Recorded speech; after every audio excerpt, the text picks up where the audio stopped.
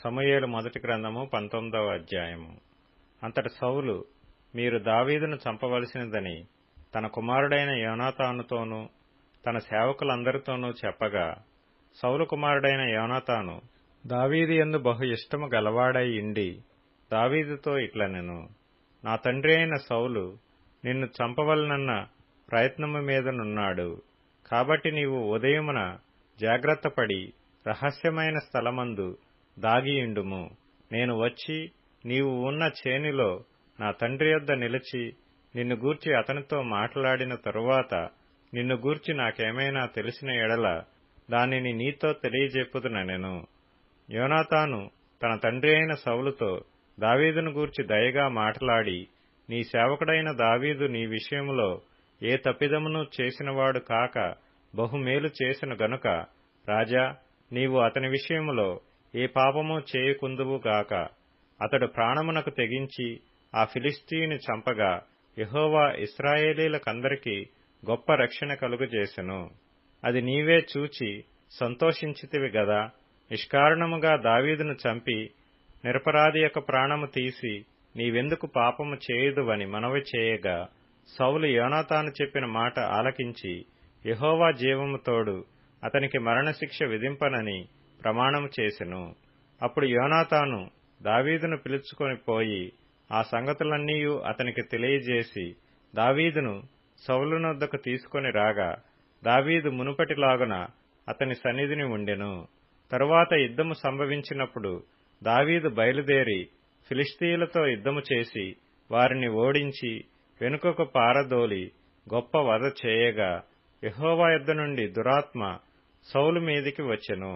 సౌలు ఈటె చేత పట్టుకొని ఇంట కూర్చుండి ఉండెను. దావీదు సితారా వాయించుచుండగా సౌలు ఒకే దెబ్బతో దావీదును గోడకు పొడుచుదునన్న తాత్పర్యము కలిగి ఈటె విసిరెను.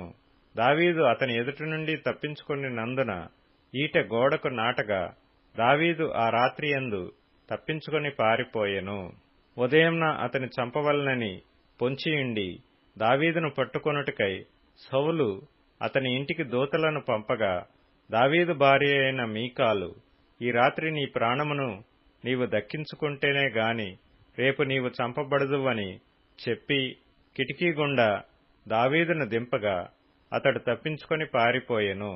తరువాత మీకాలు ఒక గృహదేవత బొమ్మను తీసి మంచము మీద పెట్టి మేకబొచ్చు తలవైపున ఉంచి దుప్పటితో కప్పివేసి, సౌలు దావీదును పట్టుకొనుటకై దూతలను పంపగా అతడు రోగి అయి ఉన్నాడని చెప్పెను.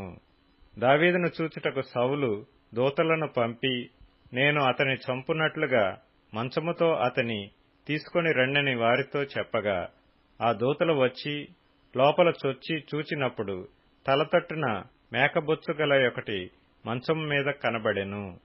అప్పుడు సౌలు తప్పించుకొని పోవునట్లుగా, నీవు నా శత్రువుని పంపివేసి నన్నీలాగు ఎందుకు మోసపుచ్చితివని మీకాలు నడగగా, మీకాలు, నేనెందుకు నిన్ను చంపవలెను, నన్ను పోనిమ్మని దావీదు తనతో చెప్పినందుకని సౌలుతో అనెను.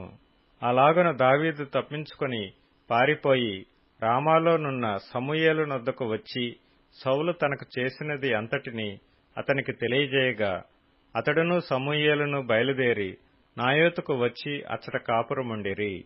దావీదు రామా దగ్గర నాయోతులో ఉన్నాడని సౌలునకు వర్తమానము రాగా, దావీదును పట్టుకొనుటకై సౌలు దూతలను పంపెను. వీరు వచ్చి ప్రవక్తల సమాజముగా కూడుకొని ప్రకటించుటయు సమూయేలు వారి మీద నాయకుడిగా నిలుచుటయు చూడగా, దేవుని ఆత్మ సౌలు పంపిన దూతల మీదకి వచ్చిన గనుక వారును ప్రకటింపనారంభించిరి. ఈ సంగతి సౌలునకు వినబడినప్పుడు అతడు వేరు దూతలను పంపిన గాని వారును అటువలనే ప్రకటించుచుండిరి. సౌలు మూడవసారి దూతలను పంపిన గాని వారును ప్రకటించుచుండిరి. కడవరిసారి తానే రామాకు పోయి శేకు దగ్గరనున్న గొప్ప బావి యొద్దకు వచ్చి సమూయేలును దావీదును ఎక్కడ ఉన్నారని అడుగగా, ఒకడు రామా దగ్గర నాయోతులో వారున్నారని చెప్పెను. అతడు రామా దగ్గరనున్న నాయోతునకు రాగా దేవుని ఆత్మ అతని మీదికి వచ్చెను.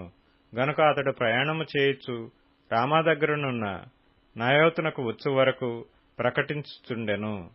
మరియు అతడు తన వస్త్రములను తీసివేసి ఆనాటి రాత్రింబగళ్లు సమూయేలు ఎదుటనే ప్రకటించుచు పైబట్ట లేనివాడై పడియుండెను. అందువలన సౌలును ప్రవక్తలలో నున్నాడా అను సామెత పుట్టెను.